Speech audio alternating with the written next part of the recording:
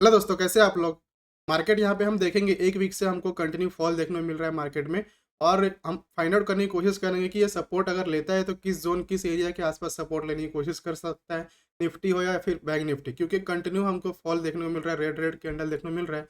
तो जो लोग इन्वेस्टिंग किए होंगे या फिर ट्रेडिंग भी कर रहे हैं तो उनको चाहिए कि सपोर्ट किस लेवल पे मिल सकता है कि हम लोग फ्री मतलब फियरलेस होके जो है ऑप्शन को बाय कर सके और होल्ड कर सके। तो इन सारी चीज़ों को डिस्कस करेंगे और कल के लिए सिनेरियोज़ क्या होंगे निफ्टी और बैंक निफ्टी के चार्ट के ऊपर, उनको देखेंगे। तो चलिए शुरू करते हैं।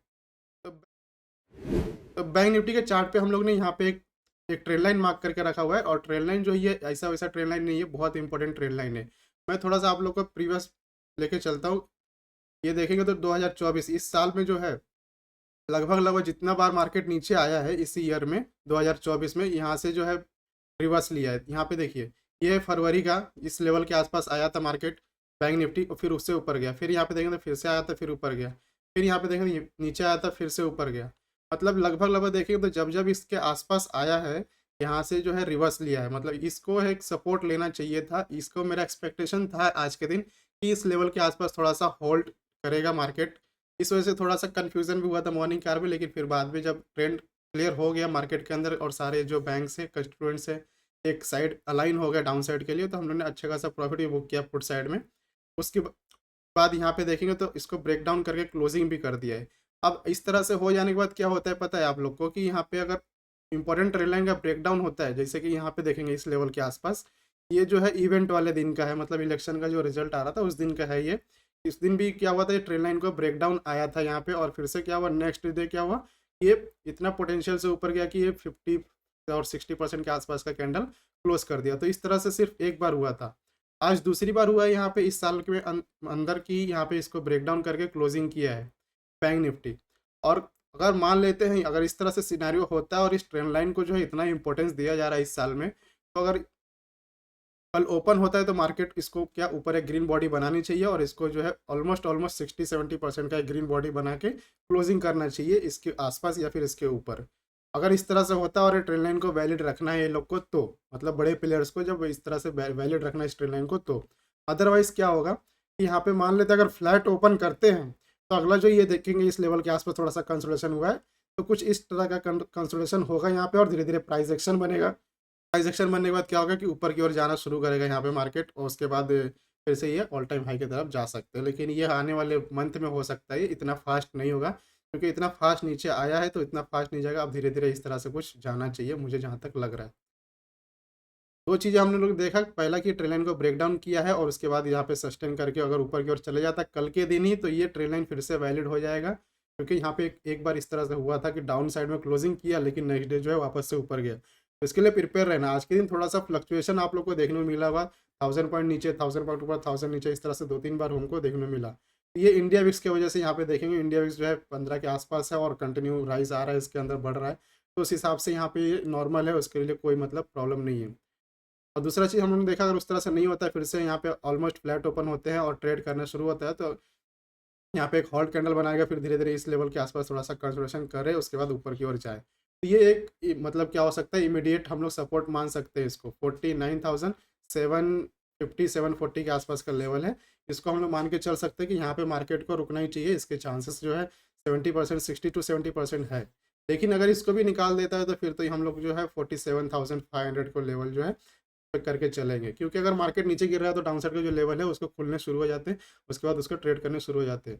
सिमिलरली अगर निफ्टी का डेली चार्ट हम लोग देखें एक बार, क्योंकि डेली चार्ट इसलिए देख रहे हैं हम लोग क्योंकि डेली चार्ट पे थोड़ा सा अच्छा सा स्ट्रक्चर दिख रहा है हमको और डेली चार्ट पे अच्छा खासा मोमेंटम भी कैप्चर हो जाएगा, पॉइंट्स भी कैप्चर हो जाएंगे। तो यहाँ पे देखिए निफ्टी के अंदर देखें तो जो वो वाला जोन था उसके आसपास आके यहाँ पे देखें तो नीचे की ओर ब्रेक डाउन करके फिर से उस लेवल के आसपास क्लोजिंग किए। तो कल मोस्ट प्रोबेबली चांसेस अगर मार्केट को हॉल्ट लेना है इस लेवल के आसपास इसको, तो यहाँ पे रिस्पेक्ट करेगा। 24,800 का लेवल है, निफ्टी ये रिस्पेक्ट करेगा। और बैंक निफ्टी में देखेंगे तो आज का जो लो है 50,000, उसके नीचे नहीं जाना चाहिए अगर यहाँ पे सपोर्ट लेता है तो। अदरवाइज फिर से अगर सेलिंग आती है, जिसके चांसेस थोड़े अब कम लगने लगे हैं, और सेलिंग आती है तो फर्दर डाउन साइड का जो है 24,600 का लेवल ओपन हो जाएगा, उसको टच करेंगे। फिर निफ्टी के अंदर हम लोग को इमीडिएटली हम देखेंगे तो यहाँ पे हमको 24,200 का जो लेवल है उसके आसपास तक आने का चांस बन रहा है।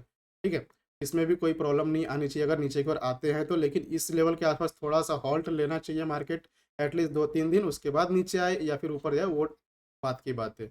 ये डेली चार्ट पे हम लोग ने कुछ चीज़ें देखा। अब चलिए देख लेते हैं कल के दिन किस तरह से सिनेरियोज़ होंगे। निफ्टी के चार्ट के ऊपर देखेंगे, उसके बाद बैंक निफ्टी के चार्ट के ऊपर। तो देखिए निफ्टी का चार्ट है ये। निफ्टी के चार्ट को भी यहाँ पे क्लोजिंग किया है, इसलिए रेंज के आसपास। तो सिमिलरली रेंज के अगर अंदर ओपन होते हैं और प्राइस एक्शन बनाते हैं तो ऊपर का जो इमीडिएट रेजिस्टेंस एरिया उसको हिट करते हैं हम लोग। यहाँ पे जो देखेंगे 25,000 के आसपास है। और डाउन साइड में अगर ब्रेक करता है इसके आसपास ओपन हो गया तो हम लोग 24,600 के लेवल को हिट करेंगे। इसमें कोई मतलब रॉकेट साइंस नहीं है। दूसरा यहाँ पे देखेंगे हम लोग बैंक निफ्टी के ऊपर। तो बैंक निफ्टी में थोड़ा सा आज के दिन जो है फ्लक्चुएशन ज़्यादा था। ठीक है, फ्लक्चुएशन ज़्यादा होने के बाद क्या यहाँ पे आप लोग देखेंगे स्पाइक आया 2:45 के आसपास, फिर से इसी लेवल के आसपास आकर क्लोजिंग किया। मतलब बड़े पिलर्स अपना पोजीशन क्लोज कर रहे हैं, बड़ा मतलब पोजीशन इधर से उधर हो रहा है, इसका मतलब यही है और कुछ नहीं। क्योंकि बड़ा पोजीशन जब 1000 करोड़ 2000 करोड़ 5000 करोड़ का बनता है तो इसी तरह से स्पाइक लगते हैं, फिर से उसी पोजीशन पे आकर क्लोजिंग हो जाता है। इसका एक इंडिकेशन है। मतलब हम लोगों ने जो एक चीज़ देखा था टॉप के ऊपर, जब बैंक निफ्टी एकदम ऊपर था, हम लोग ने एनालिसिस करके रखा था कि एफआईज जो है यहाँ पे बाइंग करके रखे हैं और हो सकता है कि एफआईज ने पुट बाय करके रखा है, क्योंकि टॉप के ऊपर बहुत अच्छा हैवी बाइंग देखने को मिला था ऑप्शन के अंदर। तो हम लोग ने अंदाजा ये लगा था कि पुट को बाय किया होगा। अब ये इस तरह के कैंडल को देख के क्या अंदाजा लग रहा है कि यहाँ पे ऑप्शन जो एफआईज है यहाँ पे अपना पोजीशन को, प्रॉफिट को जो बुक करे, डाउन साइड का जो प्रॉफिट है उसको बुक करना शुरू कर दिए। तो चांसेस बहुत ज़्यादा है कि यहाँ पे हॉल्ट लेना चाहिए। अब मार्केट कंटिन्यू जो फॉल है वो आना नहीं चाहिए। अगर हो सकता है किसी और इवेंट या फिर किसी न्यूज़ की वजह से मार्केट नीचे आ रहा है तो अदर बात है, वो कंटिन्यू होना ही है और उसके लिए हमारे पास डाटा है और इंडिया वीक से दोनों को फॉलो करके चलते रहना है जब तक नीचे आ रहा है तब तक।